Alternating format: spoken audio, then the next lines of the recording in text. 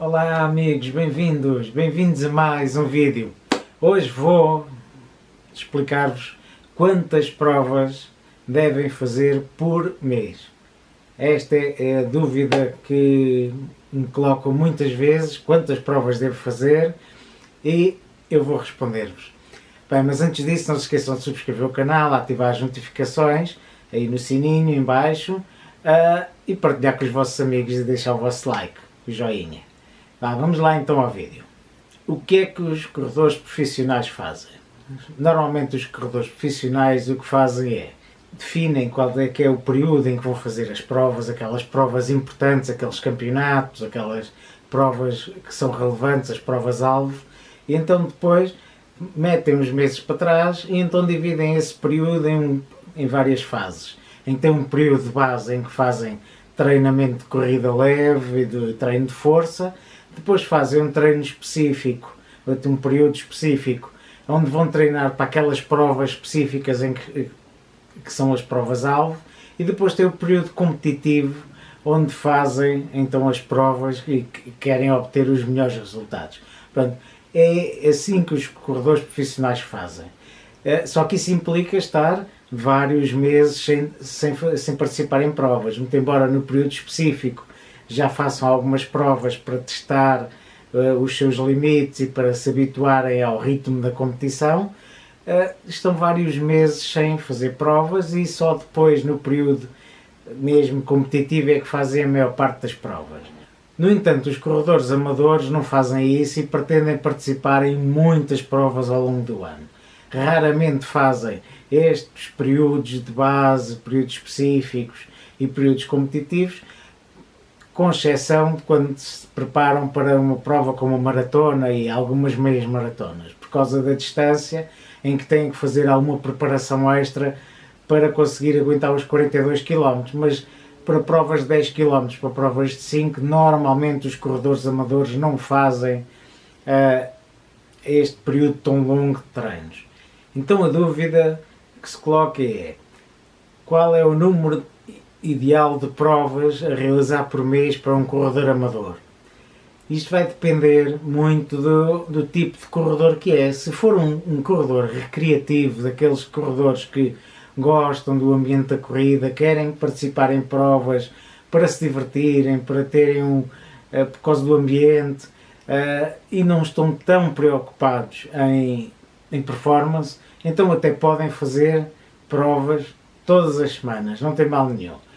Provas de 5 e 10 km, claro que se for provas mais longas, aí já vou falar mais à frente, mas provas curtas, 5, 10 km, se quiserem fazer todas as semanas, não há problema. Agora, isso implica que, pelo facto de fazerem provas todas as semanas, isso vai levar a que a performance também seja um pouco prejudicada. Imaginem um corredor que faz provas de 10 km todas as semanas, todo o fim de semana participa numa prova de 10 km. Então tem a prova no domingo, em que tem um grande esforço, porque vai participar numa prova, vai dar o seu máximo, depois fica um dia ou dois a recuperar da prova, depois faz um treino ou dois mais a sério, né? E depois chega à quinta-feira, já começa a descansar e a baixar um pouco o volume para no domingo estar fresco para a próxima prova. O que é que isto mostra? Mostra que esse corredor muito dificilmente vai ter bons resultados porque está constantemente a participar em provas, em competição, e acaba por não treinar, não fazer treino específico, não fazer treino adequado para aquela prova, aquelas provas em que vai participar. Não sendo um corredor profissional, mas que pretenda ter alguma performance, então eu diria que o ideal seria uma prova por mês, ou uma prova de 2 em 2 meses.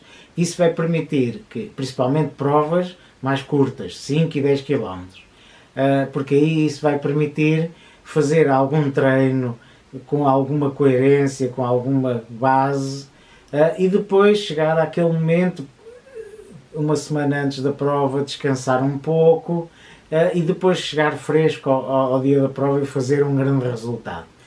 Neste caso até é importante depois escolherem uma prova que seja boa para fazer um recorde pessoal, que seja uma prova plana, que tenha um bom clima, que tenha umas boas condições para fazer um bom resultado.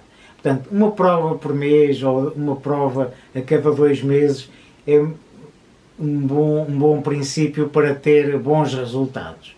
No entanto, isto também vai depender do tipo de provas em que participam, porque se for uma meia maratona, aí eu já não aconselho fazer todos os meses uma meia maratona, embora possam fazer, só que lá está.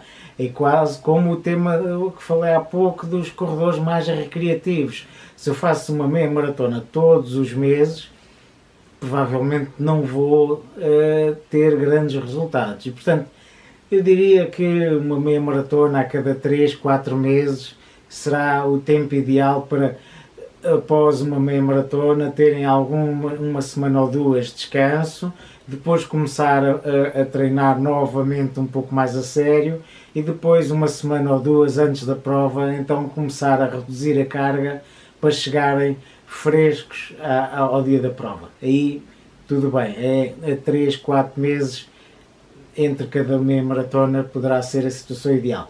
No caso de uma maratona, aí a situação é mais complicada, porque é uma prova muito longa, é uma prova muito dura e, portanto, não aconselho fazer mais do que 2 maratonas por ano. Se nós virmos, os corredores profissionais fazem uma maratona no primeiro semestre, uma maratona no segundo semestre e não fazem muito mais do que isso. E, portanto, se nós fizermos uma maratona por ano, se calhar é a situação ideal, e depois fazer algumas meias maratonas durante o resto do ano para manter alguma carga de treinos e para manter a condição física. Portanto, isso seria o ideal. Mas se fizerem 2 maratonas por ano, pronto, também não haverá grandes problemas. E o vídeo de hoje fica por aqui. Espero que tenham ficado sensibilizados sobre a importância de nós definirmos quais é que são os nossos objetivos para conseguirmos saber qual é que é o número de provas em que devemos participar. Se não temos grandes objetivos e se o nosso objetivo é nos divertirmos com a corrida, façam as provas que quiserem. Muito embora as provas estejam bastante caras, poderá não ser a melhor solução. Mas se querem performance, então espacem um pouco mais as provas para terem tempo para treinar, porque treinar é muito importante para ter bons resultados. Nas meias maratonas e maratonas, aí é muito importante ter um período longo de treino e após até a própria prova também ter um período longo de recuperação, porque são provas muito duras. E aí não convém mesmo estar a fazer meias maratonas todos os meses ou todas as semanas e fazer muitas maratonas por ano. Agora chegou o momento de subscreverem o canal, caso ainda não tenham subscrito, ativarem as notificações no sininho, está aqui um sininho aqui em baixo, deixar o vosso joinha e partilhar com os vossos amigos. Isso é importante. Até à próxima, bons treinos e boas provas.